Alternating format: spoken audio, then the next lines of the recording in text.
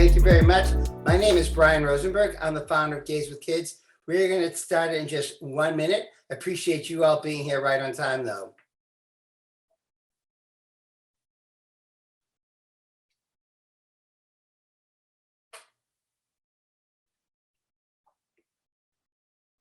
All right, I've got 12:02, so why don't we get started? So I'm very excited today to have this conversation between two dads, Daniel and Spencer, and I'm hoping the end of this session will be able to see their baby as well, who's adorable, alongside their family building partners. What better way for you to learn exactly what's involved in your journey and what you can expect with your surrogacy agency and with your IVF clinic than hearing from dads who've already just recently traveled that journey themselves. So thank you all for joining us. I know this is an exciting time for those of you who are just starting your own surrogacy journeys and planning your own surrogacy journey. And we hope that we're able to help answer some of your questions and help take some of the complications away and make it perhaps less overwhelming for you. So without further ado, I will tell you that, we say this all the time. I think the secret to success and having as smooth a journey as possible, it's really selecting the right family building partners. And I can't stress this enough. And there are two important considerations. Certainly expertise, right? So if you're gonna create your family through surrogacy and IVF, you're gonna want to work with the best. But you not only want to work with the best in the field, but you also want to work with people who are just as passionate about supporting the LGBTQ family creation as I am, quite frankly. And that's why Gays with Kids, and we realize that there are today a number of organizations to choose from. And quite frankly, one of the things that Gays with Kids does is we've created this Partners to Fatherhood program to help you if you're feeling overwhelmed because there are just too many to choose from. We've got 4 surrogacy agencies and 4 IVF clinics.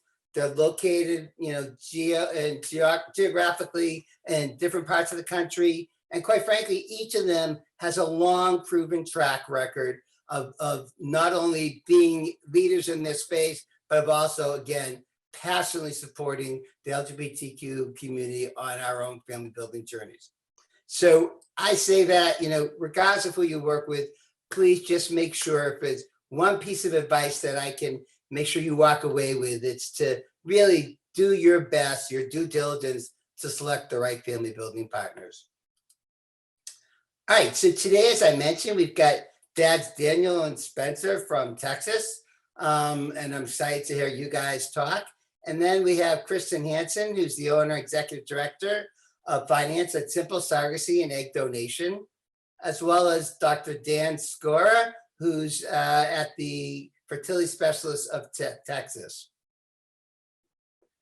And what I would say to everybody, if you have any questions as we're talking, please use either the Q&A function or the chat function, and I promise we'll get to them. We've got plenty of time at the end of the session to address all your questions. All right, without further ado, Spencer and Daniel, thank you so much for joining us. Really appreciate you guys sharing your story with us. Love to just bring it over to you guys, and why don't you share, what your journey was like and how you came to be dads. Oh, you're on mute. Certainly. Well, thank you so much for having us. Spencer and I were very excited about this to share our journey. Most people who know us kind of know how our journey began, which was years ago. We went to a Men Having Babies conference in Dallas, and there was so much information that was available, and we were so unfamiliar with surrogacy, but we went through each one of the sessions to make sure we got as much information as possible. And that's when we had an opportunity to really understand what surrogacy is, why there are women out here who want to be pregnant and carry a baby for you. And in addition to that, we got to meet with Stephanie from Simple Surrogacy, and she was so genuine, so nice, and so informative. Her entire team that was with her was there, and they made such a mark on, they left a mark on us, and I kept her information over the years until we were ready to begin our journey, and reached out to her. She remembered us because she was like, "Oh, you were the young kids." So we met with her to really understand what the journey was like, the cost, those sorts of things. And she helped us to understand that she likes to do the matching herself, matching you with a surrogate. And I asked her, so how do we, what agencies and other things do we use? And she let us know that that Fertility Specialist of Texas was always her go-to, which was great for us. And it ended up just being ironic because that's where our surrogate happened to also work. That would be the Cliff Notes version of the 192 steps involved from starting to ending a surrogacy process. There's a lot of information. There's a lot of steps, and there's a lot of stuff to go through. It's kind of like the old saying, eating an elephant one bite at a time, or drinking from a fire hose. There's a lot of info, and it's important to set aside the time to understand what you're getting into and the timeline you're looking at. Ours was a relatively quick journey from the actual first step of hiring an agency to having a kid was 18 months, but that doesn't count the 12 months before that. We attended conferences and talked with people and did our research to understand what was going on. And in reality, so we're looking at about, so that's a relatively quick journey compared to a lot of people. And so it's important to have patience. I think that's one of the biggest keys. Take your time, and there's plenty of resources out there to talk to and people willing to share their journey. This is not something that's talked about enough, and the details, but suddenly you'll find out almost every step you'll know somebody that's been through something through IVF, through surrogacy. It's quite astounding.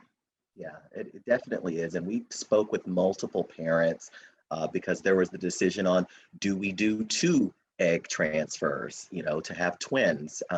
Do we do 1? What are those risks involved? And we spoke to multiple parents who were so willing, from the Gays with Kids groups and the Men Having Babies group and Gay Fathers groups that we are connected with on social media. Such support systems were really just valuable to us in making the best decision for our family. Great. All right. So what I'd like to do is now ask you to talk about, how you came to choose. You mentioned already simple surrogacy, but also how you came to choose Fertility Specialists of Texas, and what was involved in your decision making, and then anything you could share about sort of the partnership that you tried to develop with these guys, and what worked really well for you, and any best tips that you can suggest to others who are just getting started. Well, the conference was absolutely fantastic, and conferences are a great way to meet a lot of agencies, a lot of fertility clinics, and get a feel for things and have frank conversations with people. And Simple Surrogacy was fantastic to chat to, and they were also based in Texas. And that was something that we very much liked, because if there was ever a big issue for us, we could just walk down to the office and say, hey, we got a question, we got concerns. That definitely isn't essential now that we've gone through it. I don't think it would be any way, shape, or form a requirement, but when you're first starting this process, there's a lot of trepidation. And the ability to have a face-to-face conversation was something we wanted. That being said, if you find an agency you like that isn't local, it wouldn't concern me anymore, having been through the process. Simple Surrogacy was fantastic in working with us and chatting with us, and we appreciated their frankness with information and the time and the money and things that we were looking at. Through them, We liked them so much, and they're really the ones who recommended Fertility Specialists of Texas. They were, yeah. So Fertility Specialists of Texas were also at the Men Having Babies conference. We didn't really get a chance to speak with them, but I do remember seeing them there. I'd already done a lot of research on them as well. And one of the things I asked Stephanie was, I was like, well, why do you choose them? Why are they your number one recommended clinic? And she was saying that they make the process very easy, and that they have the same standards that she does for her company. And when I called Fertility Specialists of Texas, because me being in human resources, I have to do my own research and investigate. So I called Fertility Specialists of Texas just to see what the service was like, if they were able to answer my questions. And the person who picked up the phone was absolutely amazing and super sweet, and was really the one who, her kindness sold me on Fertility Specialists of Texas. Wow. And she was getting me in touch with Dr. Skora so that Spencer and I could meet him.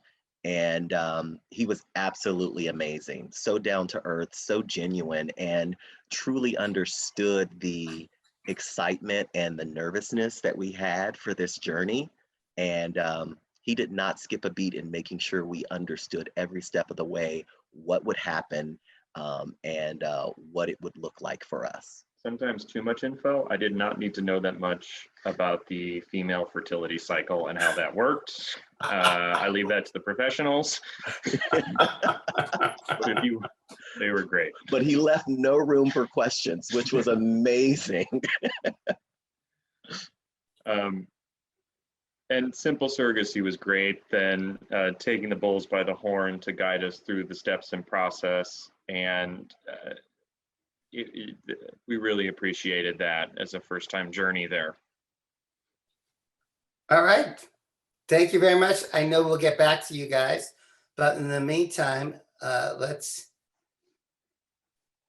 get talking to Kristen. So Kristen, thank you so much for being here as well. Really appreciate your expertise and your passion for helping intended dads go through the surrogacy journey. So I'd love if you'd share a little bit about yourself and your agency before we get on to, all that's involved in the surrogacy agency. Yes, I will. Thank you, Brian. This is so fun for me because I don't normally get to talk to people that much after they've had the baby. It's so exciting to hear. Like, I don't know, I'm having a good time. This is really fun for me this morning. I love seeing you guys, and hopefully we get to see little baby soon. Although he's probably not that little anymore. But anyway, yes, my name is Kristen Hanson, and I am a co-founder of Simple Surrogacy along with Stephanie, who you've heard a lot about, my partner. I am the more finance side, so you really don't get to talk to me that much in the beginning. You really get to talk to Stephanie when she's doing the matching and the intake process. But once you're matched, then you'll get to talk to me, and I'm the one that asks you for money all the time and send that into your escrow. I try to do it in a very nice way, but I really handle all the finances and all the legal coordination with Simple Surrogacy. So together, Stephanie and I kind of split the overall guidance for everything that happens under our whole agency. So a little bit about me. I am a 3-time egg donor. Starting a long time ago, and actually did a donation in Texas. When I lived in New York City, I came to Texas. And that's one of the things that made me want to move down to Texas, was how nice it was when I came to visit for one of my donations. And I've also donated in California twice too, to couples out there. So that's a little bit about me. And together, Stephanie, who's a 3-time surrogate, a long time ago, 20 years, we founded Simple Surrogacy together. Wow. All right. Thank you. I'll take this next slide. So just like Daniel and Spencer said before, there are so many things that an agency does. It's really hard to kind of summarize everything, but the way I like to explain it to people, because they've heard this before, is we're like your wedding planner, but for your baby. We kind of do the whole overall guidance process. We'll recommend a clinic to you, just like we did for Daniel and Spencer. We can locate donors for you. If you don't find one at our agency, we can refer you to different sources. We really kind of plan the whole process and make sure all those moving pieces are working together. So that way you don't have to be on top of everything and wonder, hey, did this insurance payment get made? Is this bill paid? Does she have travel? Is her rental car booked? We will handle all of that for you and make sure you're updated on the process along the whole way. So that starts out with, when you come into our program, you're going to fill out your profile and Solo your surrogate, even though you don't know that she's your surrogate yet. And we take those profiles and we really look at them and we kind of drill down to, are these people going to get along together? Because we don't just match for preferences, we also match for personality. It's really important that you be able to speak to your surrogate about things other than just, hey, what did you eat today? How's your belly feeling? That kind of stuff. You really want to be able to get to know each other, because you've got a good 10 months of talking to each other, at least on a weekly basis. So when we screen the surrogates and when we screen the intended parents, we're really looking for a good match between the two of them. So when you see your surrogate's profile, you'll know she's already kind of liked your profile. She's already read through it. She wants to speak to you on the phone. And you'll know that she's already been thoroughly screened. So we've collected all her medical records. We've had those reviewed by a reproductive endocrinologist like Dr. Skora. And on paper, she looks good to be a surrogate. She's also been background checked, psychologically screened, and interviewed on at least 2 separate occasions, maybe even 3, depending on, how long it takes to get her medical records in, to make sure that she understands fully the process, everything that's going to be required of her, and she's really dedicated to it. So that's kind of the first step. And then once you guys are matched and you have your matching phone call and you agree to work together, then we're going to arrange, working closely with the clinic that you've chosen, to send her in for screening. And Dr. Skora is going to talk a little bit more about what that process entails. But the surrogate will go to the clinic and have all of those tests run on her there. And once she's cleared, then we'll start the legal process. Legal process, we will guide you. In Texas, it's a very simple 2-step process. The first part is the contracts, and the second part is the pre-birth order. It varies slightly in other states if you were matched with a surrogate in another state, but we've worked in every state where surrogacy is legal. We have excellent attorneys that we will refer you to in those states, and we'll make sure that that process is overseen and handled so that it's taken one piece at a time. So after the contracts are done, in Texas, we generally wait to validate the pre-birth order until there is a pregnancy. That saves a little bit of effort if there isn't a pregnancy on that first transfer attempt. And so legal process is done, everything is signed and notarized, and then we'll have you fund the escrow account and issue legal clearance to your clinic. From that point on, we're going to try to get your surrogate pregnant with the clinic.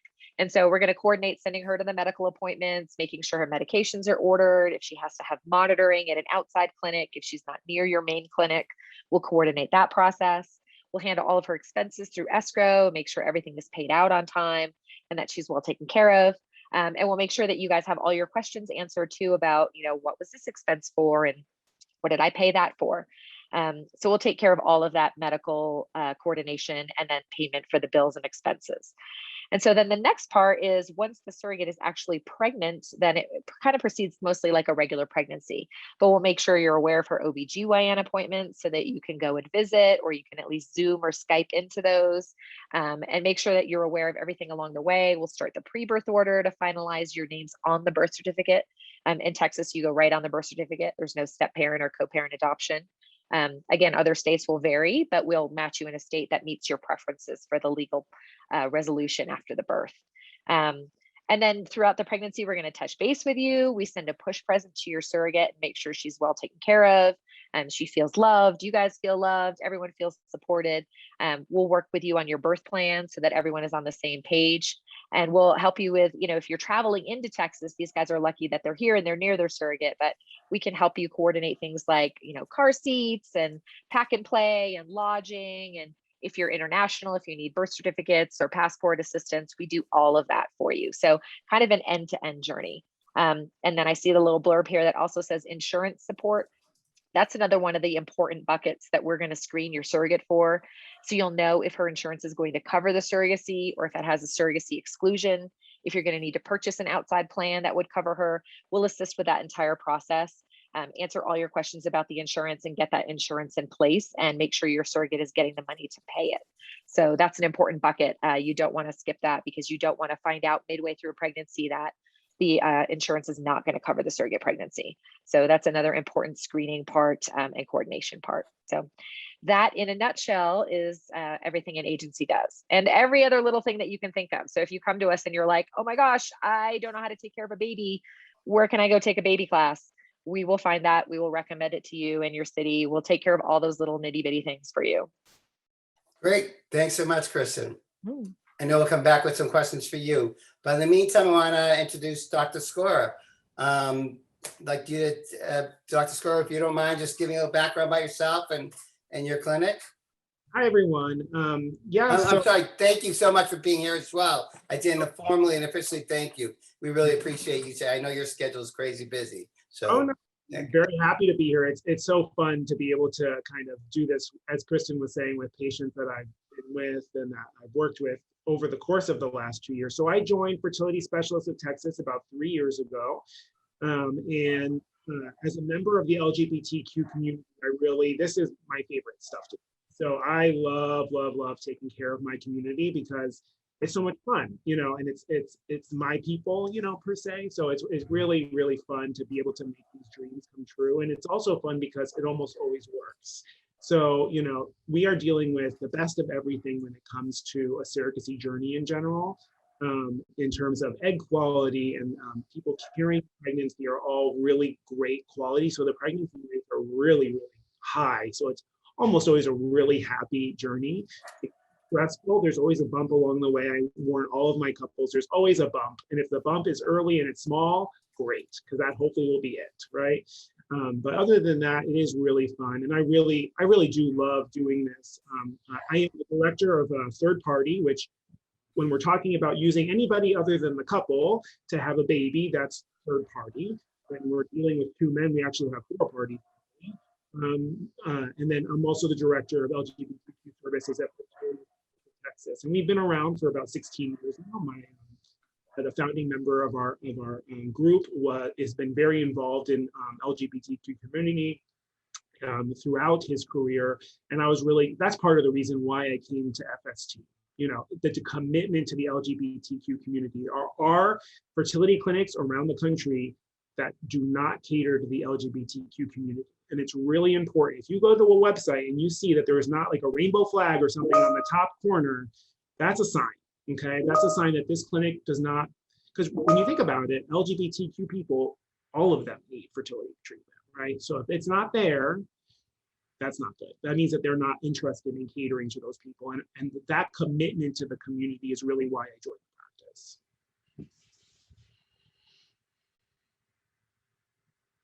All right, so this slide, I normally take about 45 minutes to talk through this slide with my patients when I meet them for the first time. That is what Spencer was talking about, in terms of that first talk, right? So I'm going to very much abridge this. This journey is really separated into different buckets in terms of the medical journey, okay? Now, generally, the first decision most couples make is choosing an egg donor. For Daniel and Spencer, that was a different situation, but for most couples, there's three options in terms of choosing an egg donor.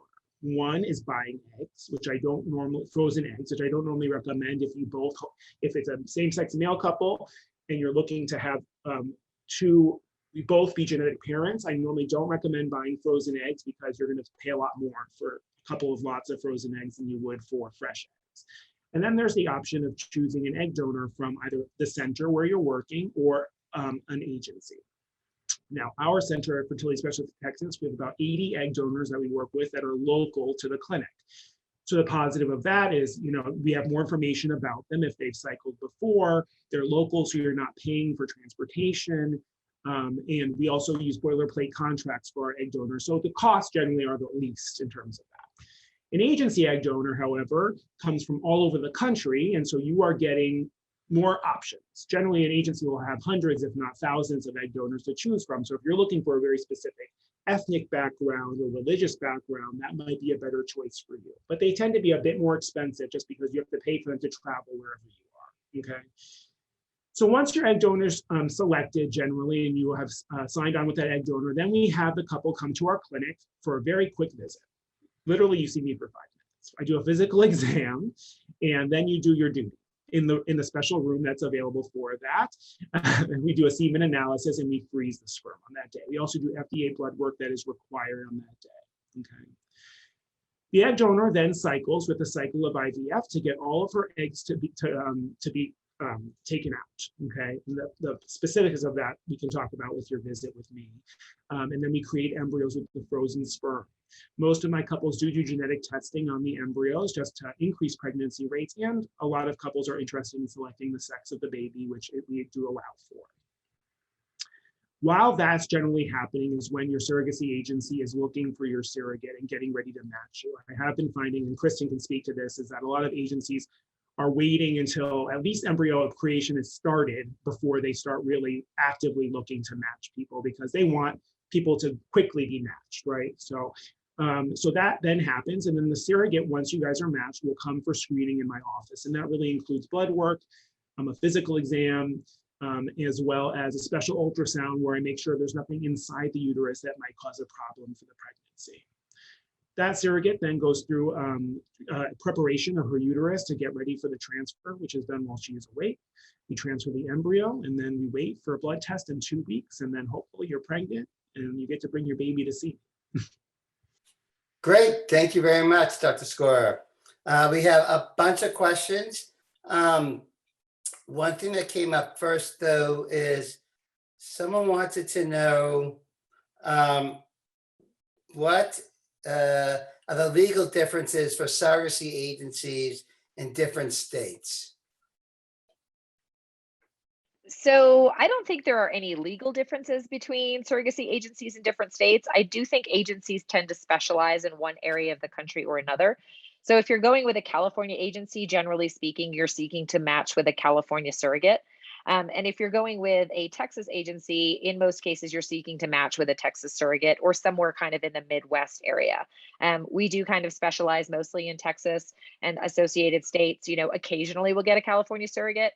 But if someone comes to me and they're saying, hey, I definitely want a California surrogate, I'm going to steer them elsewhere because I don't want to, you know, Daniel and Spencer thanked us for our frankness. We are very straightforward. I will never lie to you to make you become our client. I will always say, look, if you want a California surrogate, we are probably not your agency. You know, we maybe get 1 or 2 of those a year. There are agencies that recruit specifically in California.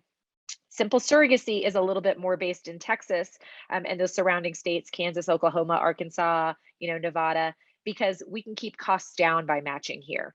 A lot of the things that we're seeing in California have not yet happened here and hopefully won't happen here, such as insurance paybacks, liens on things.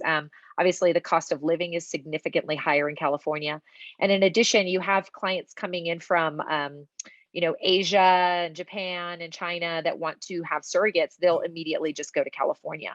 So that really drives up the demand and thus drives up the cost. So if you've got people coming in from China who want to get a surrogate there, and you've got, you know, United States people also competing for the same surrogate, that surrogate can charge more for her compensation. And generally speaking, they're getting a lot more in California for compensation right now than they are in Texas. And the insurance liens are pretty widespread there. I would say greater than 85% of surrogate insurance policies now have a lien. And what that means is they will cover the surrogacy, they will cover the pregnancy, but they're going to keep track of how much they spend out as the insurance company. And they have a lien where they require to get a copy of that contract, and they can take, I think it's up to 40% of a surrogate's compensation in payback to the insurance company. So that means if you're paying your surrogate $50,000 and they spend $25,000 on her pregnancy care, which is not an unusual number, that's a normal pregnancy without complications, you would have to pay that back to the insurance company after delivery. So that's something really to think about when you're looking at what states you require. Legally speaking, California operates the same way as Texas in terms of pre-birth order. It's done by judge's order there. There's never been any issue with that. In Texas, that's actually codified in the law. So that's a little bit stronger, but you won't run into any legal issues in California, but you do have to really consider the costs are going to be significantly higher. Okay, fair enough. So a couple of questions come. One is, and you know, Daniel and Spencer, you seem to be really lucky. You found Simple Surrogacy, who is a neighbor of yours, and then they led you to Dr. Skora, who's also in Texas. But to Dr. Skora and to Kristen, is it necessary for a surrogacy agency and IVF clinic to work closely together and to be close to each other, or can dads work with, you know, any family building partners? No, you know, they don't. And I work with surrogacy agencies all across the country, actually. So it's really it's really who you're most comfortable with. Obviously, if everything's in one place, it can be a lot easier, as Daniel and Spencer can tell you. Everything's local, everything's centralized. A lot of times my IPs, when they fly down for their visit, if they've already been matched with a surrogate, they might go and visit with them if they're local as well, or they meet with someone from Simple if they're already working with Simple. So it certainly adds a level of simplicity. I will say, I tell all of my male couples when I talk to them the first time, my number one recommendation is to involve as few organizations as possible, because that'll make your journey easier. I'm happy to do the most complicated journey ever with a sister or a cousin and someone else, a friend who's your gestational carrier, but all of those make things harder. They're not impossible. They just add levels of complication to the journey. Yeah, and I would agree with that. I would say that it's not required. We work with agencies all over the country, IVF clinics all over the country. Again, like Dr. Skora said, I can do the most complicated journey where you've got a sperm donor from here and an egg donor from here and a clinic from here and a surrogate from here. We've done it. We can do it. I will say it does add a level of stress probably to the journey for us, not necessarily for you, but you're going to be worrying about, hey, did everything get handled? We can handle it. But I do think that the more times you work with a clinic in particular, the easier it gets. Just like the first time you do something, you're kind of learning how each other works and you're trying to figure out who's the right person to email things to. By the 30th, or probably in the case of fertility specialists, 300th journey with a specific clinic, you really kind of get each other and you really know exactly who to email things to. Like when I need a clearance form, I know exactly who to send it to, at this clinic. There are a couple other clinics that are like that, but we also work with clinics where there's a lot of turnover and there's like a new person every day. That does make your job a little bit harder when you're trying to figure out, okay, I sent it to this person. They're not there. Who's the next person to send the clearance letter to? It can complicate the process. So I do think that if you can involve agencies that have worked together before and clinics that have worked together before, it does streamline things. Okay, fair enough. This next question is actually for all of you. And that is, can you suggest, I guess, Daniel and Spencer, were there specific qualities you were looking for in your egg donor? And then Dr. Skora and Kristen, anything that you'd want to recommend as well? Well, for Spencer and I, it was really important that our child had both of our DNA. And luckily, I have my sister who donated her eggs to us. It was a gift, and she was so happy to do it. She wanted to give us a gift that no one else could give us. And she was so excited to do it. And that way, our child has both of our DNA. And if anybody's seen me and my sister, we look so much alike. A lot of people sometimes think we're twins. So when people see Carter, they're like, okay, he has Spencer's hair, he's clearly biracial, but he has Daniel's family's nose and forehead and personality. So that was one of the things, that was important to us in choosing that, and we couldn't have asked for a better egg donor. Great, that's really great. Yeah, to that point, though, one of the things we learned and learned about at the conference we went to is you have to be very careful using friends for gestational carriers or egg donors. And so while we're very fortunate, Daniel has multiple sisters. One of them was great for this, and it was wonderful she was willing to donate her eggs. The other one would not have worked out as well. And you have to consider that, because things get, as they said at the conference, it always gets more complicated in this journey if family is involved in somehow. So it's just something to consider before you go ask your sister. And we do have a lot of clients that use a sister if they have that available as an option. I've also seen a niece. In one case, I even saw an aunt. But obviously age matters with egg donors, but we do have a lot of that, and we do help coordinate that journey. If someone's with us for a surrogacy client and they need help with, referrals for contracts for a sister that's a donor, we do that at no charge. You're already with us for surrogacy. We're going to guide you to the right places to help with that, egg donation if you're using a relative. And kind of going back to what I was talking about in terms of selecting egg donors, really there's a lot of different factors involved in choosing an egg donor. A lot of my male couples and single men, they're interested in different things, racial background, educational background, you know, those are probably the most important things. And then some people just are interested in the way that someone looks. Do they look like my partner? Or do they, or, you know, I'm going to do this journey next year and I'm the one who's going to be replaced. So, so I'm going to be looking for a very tall, you can't tell on this, but I'm very tall, a very tall egg donor, you know. So there are certain things that people look for that are important. Now, when you're actually considering egg donors, one of the big decision points you're going to make is, has this person done an egg donation before? Okay. And that will give you information. You're paying more to that egg donor for more information. Okay. Egg donors who repeatedly cycle get compensated more each time. Okay. So if you choose someone who's on their third cycle and they, you know, let's say it's one of our internal egg donors and all of their donations were done with our clinic, then you're going to know exactly how many eggs did that person get, how many were mature, how many fertilized, how many made it to that final stage of maturation, how many were genetically normal, and if a pregnancy resulted from that donation. That's a lot of information that you're paying for, right? So, and it's great. You know, generally for a split insemination, meaning two men trying to have a baby, trying to have both happy genetic parents at some point, I like at least 20 eggs, ideally. So if you're, but that doesn't mean you have to choose an experienced egg donor. Most of our first-time egg donors get between 15 and 30 eggs. It's just you're paying for more assuredness, is what I would say. And to jump on top of that, I think those decisions are really the most important you'll make with a donor. I think looks are great. I think the people that get hung up on donors that are super well educated or are models or something like that, I like to remind people that that's only 50% of the equation. And, you know, just because your donor went to Harvard, the baby does not come out with a degree. That does not how it works. It does help. It shows obviously there's base intelligence there, but you know, I try to encourage people just choose healthy, right? If you choose healthy and reasonably well educated, you're going to end up with a great baby. You know, I don't think that you need to be that. We have some people who are really bent on a certain level of education or a certain, you know, background or childhood or something like that. And I think the medical component is really where concentration should lie for the egg donor. Okay, great, thank you. This one is to the dads. Are you still in, and I actually know the answer to this, are you still in touch with your surrogate? And how do you plan to explain the relationship to Carter?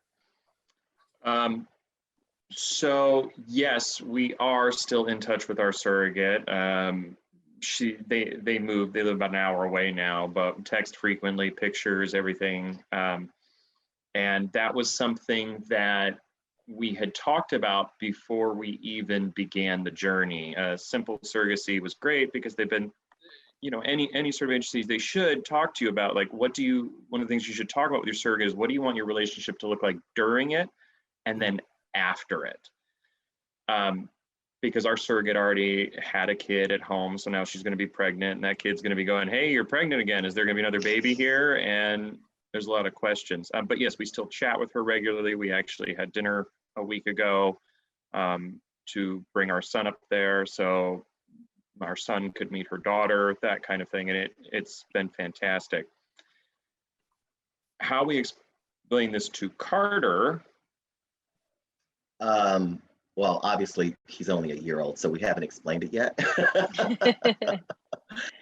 But Spencer and I, we want to make sure raising our child that we are very open and honest about everything. And so he will know that his auntie, which he calls Nana, he will know that she donated an egg and that we found someone very kind to carry him and help bring him into this world to deliver him to us. She's like our angel stork. So, but we, as Spencer said, we have a wonderful relationship with her and her husband. They've become great friends of ours, and it's wonderful because we have so many of the same values and things in common, which was really important. You know, we all like Game of Thrones, which is great, except for Spencer. So, but it's been wonderful, actually. Great. And we are still in touch with her, even more so because it's important as Carter grows up that he becomes more familiar with her husband, their daughter. So as we tell him and explain it to him, they are not strangers to him, if that makes sense. Sure. So Carter was actually born after the pandemic had started. So you During. started the process before it, and then And as crazy as this sounds, the contract that Simple Surrogacy and the lawyers put together covered a pandemic. Something it really did, because remember, hospitals went into lockdown. Only certain people were allowed in, and that's a scary process. As two men going through it. There's already hospitals. While the one we were at was fantastic, they're still not totally built for this process. The forms there's not like they go, oh, two guys are having a kid. Here's the file forms. Sometimes they're still scratching out mom on forms and things of that nature, which is fine with us, but the contract covered how this would be handled and other things like that. And kudos to planning for a pandemic, Simple. I can't. But yeah, Carter was We're born really in thorough, yeah. Yeah, and it did change the entire nature of the pregnancy, because suddenly we couldn't both go to OBGYN appointments. Her husband, our surrogate's husband, also wanted to go, and it was like, okay, how do we juggle this? And thankfully, our relationship with her was great enough that A, it just wasn't an issue, but B, if we had needed to, it was all listed in the rules as to how it would proceed, because it was the longest contract we've ever signed in our life. Bought a house. I mean, I'm pretty sure I bought like 9 houses with the amount of paperwork we went through. But it covers it, and it worked out. And that's why that relationship is so important with the surrogate, is because we didn't plan on a pandemic. We didn't plan on going through this with a pandemic. And you're not just 2 parents, you're 4 parents, because her husband's worried about her. You're both worried about the kid. It gets complicated, but it worked out. And we almost had a distant surrogacy, even though she lived up the street, because of COVID. We couldn't go to restaurants, we couldn't get together, we couldn't. So it started as we would get together every 3 weeks to do dinner during the process, and then about 3 months in, we stopped. We had to, because of COVID. So it brings up a good point, Dr. Skora, Kristen. What with the resurgence of the Delta variant, what's going on now? It felt like things were sort of getting back to normal, and now they're not. So what do people need to know about how things are going to go that's different based on this? So before I talk about COVID, I want to go back to the last point we were just talking about. And I think it's one of the things that's really important when you're starting this journey is knowing yourselves, okay? Some couples really want what Daniel and Spencer have. They want that relationship with the surrogate. They want that to continue afterwards. Does that mean that's the only way of doing it? No. I have other couples that want the exact opposite of what they want. They want a relationship during, but afterwards, they don't want that. And sometimes the surrogate doesn't want that also. So it's really, and that's part of what Simple does really well, is matching people who have similar desires for that relationship, okay? And I think it's really important to know that it's fine either way. I see patients from all over the world. So obviously that relationship that they have with their surrogate is not going to be like the one that someone who lives in Australia has, right? So I think it's really important to know for yourself. And I often will tell people, if you are the kind of person who wants to be having dinner with your surrogate every other week, or bringing them groceries and things like that, and you don't live in Texas, you probably should find a surrogate who lives near you, right? So that's just something to talk about and know about yourselves. Now, moving on to COVID. So yes, we've been seeing a resurgence of COVID, obviously, and luckily, the majority of people are vaccinated. And Dr. Skora always says to everyone, if you are eligible for the vaccine and you can get it, get the vaccine, okay? There's a lot of stuff online saying it affects fertility. None of it's real, okay? So please go and get vaccinated if you are eligible for vaccination. Now, we closed our clinic for about a month and a half at the beginning of the pandemic, and that was mostly because we didn't know how it was transmitted, what was going on, etc. At this point, we have our protocols very, very well figured out. We have not closed down since then. Everything has been going. Travel sometimes can be a little bit more difficult. We do have opportunities of doing your sperm donation around the country and world, and that can be shipped to us, so it makes it a little bit easier. But a lot of couples actually still are flying in. I just had one today from San Francisco because it actually is cheaper to fly in often than to use those services where you have to ship the sperm. So, but those are things, I know it's crazy, but those are things that to think about and what your level of comfort is. I'm sure Kristen will talk more about the surrogacy aspects of COVID right now too. Right. Yeah. So COVID has changed things. It has changed things, and I think it's not going to go back to normal, probably at least for another year, maybe ever. Who knows, right? We didn't see this resurgence coming either. The things that has changed are, well, obviously in the beginning, we also shut down for about a month and a half too.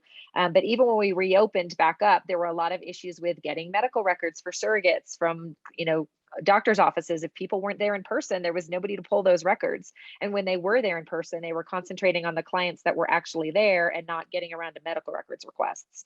So while that's eased a little bit, we still are seeing, it used to take us 2 weeks to get a set of medical records on a surrogate.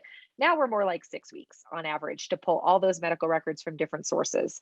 So that takes a little bit longer. Getting the surrogate in to get OB/GYN clearance from her doctor takes a lot longer because there's fewer people in the office, there's fewer appointment times available. So generally speaking, it used to take us, I don't know, a month, maybe a month and a half to clear a surrogate. And now from the time she applies with us until she's ready to be matched, sometimes it's 4 months.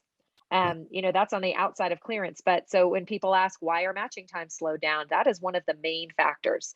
We've also got, fewer in the beginning of the pandemic, people were scared to become pregnant. People did not want to be surrogates because it was very unknown. We didn't know if this virus was going to affect a fetus, if it was going to be a scare like Zika when that happened a few years ago. Really, nobody knew. So the uncertainty around that was really scary. Now, like Dr. Skora says, a lot of people are vaccinated. DFW area where we are is above, I think it's above 75% vaccinated or, had COVID and or vaccinated. So I think that's a great statistic. I'd like to see that keep climbing and have everybody be vaccinated. But generally speaking, I think the main thing to have during a pandemic is patience. Our matching times are longer, but we still need to be able to check all those boxes and do all the things to make sure your surrogate is appropriately screened. You don't want us to rush through and not have that one medical record. And then we send her to the clinic and then she doesn't pass because of something that was in that medical record that we had to wait to get. So really, I would just encourage patience. It does take a little bit more time to get a surrogate through the screening process. There are fewer surrogates coming in because there's still some homeschooling going on. Some surrogates don't want to travel. So you may consider that with, which clinic you're picking. If, you're open to your surrogate traveling and she doesn't want to get on a plane, then that's something to consider. And the other thing right now is travel is crazy right now. Sometimes it's cheaper. Sometimes it's super cheap. And sometimes it's astronomical. Like I had a rental car this week that was for 3 days. It was over $1,300 for a rental car. And that was the only rental car this surrogate could get. So you really have to know that just travel is wacky. There are fewer flights. So it could be more expensive or it could be cheaper, fewer hotels. There's a lot going on right now that we're trying to navigate. We will get you through it. We've been navigating it now for a year, but I would say patience is the really most important thing right now, just to go through this pandemic because we're all adjusting. Great, thank you. I did have another question that, sorry, I'm just looking for it quickly.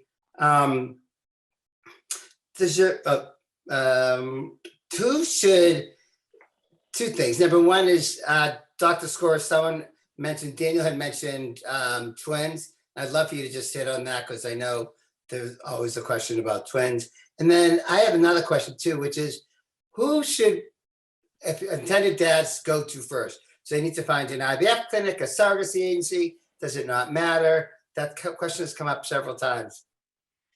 All right, so twins, that is the perennial question, et cetera. And if you Google my name, you'll find I wrote a paper about this specifically. So it'll be pretty deep at this point just because of all this, the other stuff that I do. But so, we do offer double embryo transfer fertility specialists in Texas. There are certain things to think about when it comes to that, okay? Now, on average, twins are delivered about a month early, so 36 weeks. And with that, there's an increased risk of things like admission to the NICU, needing for care, small babies, They also have a higher risk of miscarriage in the first trimester, twin pregnancies. And then there's also an elevated risk of permanent disability like cerebral palsy because of that premature delivery. Now, are those numbers 50%? No, they're more like 6-7% compared to a singleton being 2-3%. Okay, so it is double, so that's scary, but double is not the majority of cases. Okay, so it's really, as long as patients understand that and accept that risk at FST, we do allow double embryo transfer, but we do encourage, if people can, to do single embryo transfer if possible. I know that this is a very expensive journey, so that's often what people are thinking about. But you have to think also, if one of those complications happens, the expense might be even more, actually. I'm sure Kristen will talk about that as well.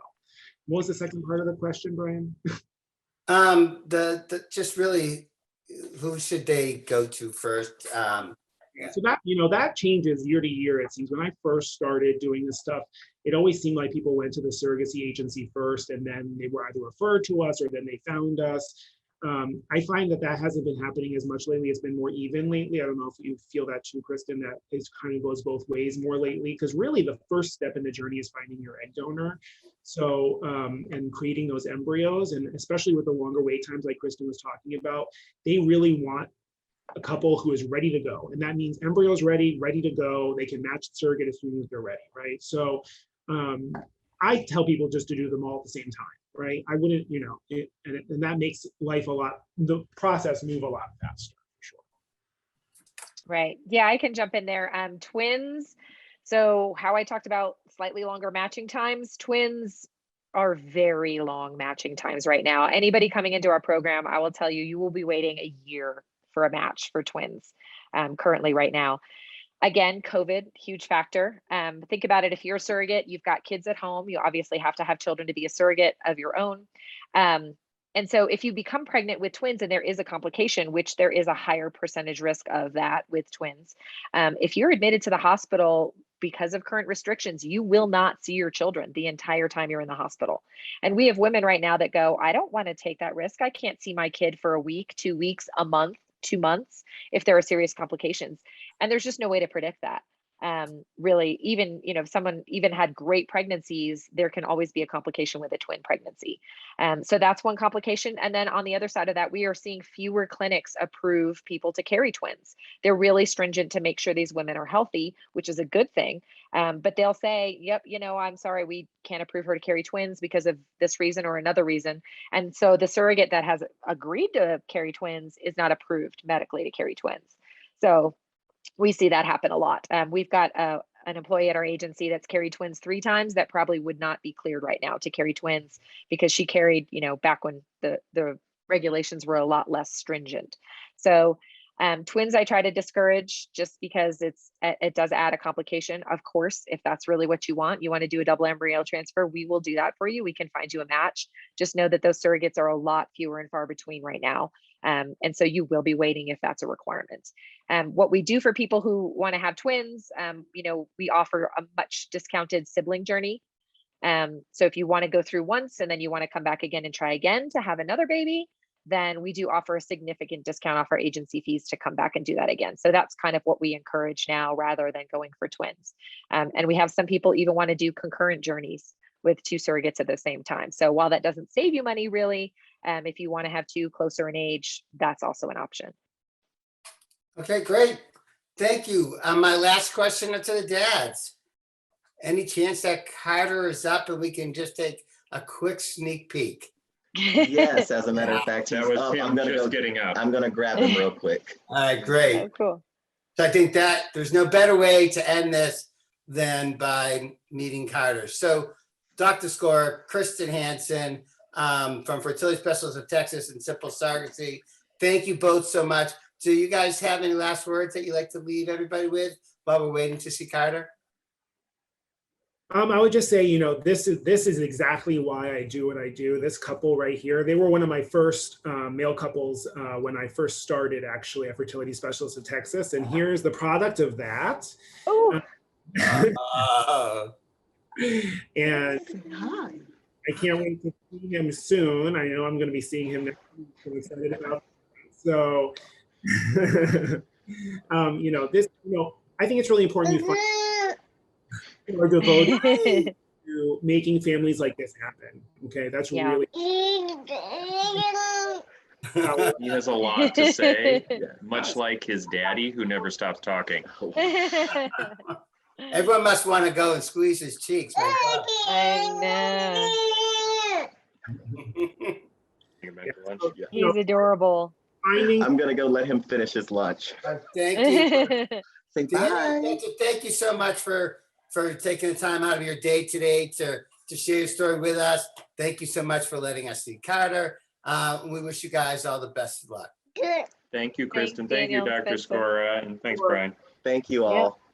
Kristen, sorry, You did you too. have anything else that you wanted to? No. No, that's perfect way to end it. Seeing an adorable baby. That's why we're all here. So thank you guys so much for joining us. We so appreciate your time.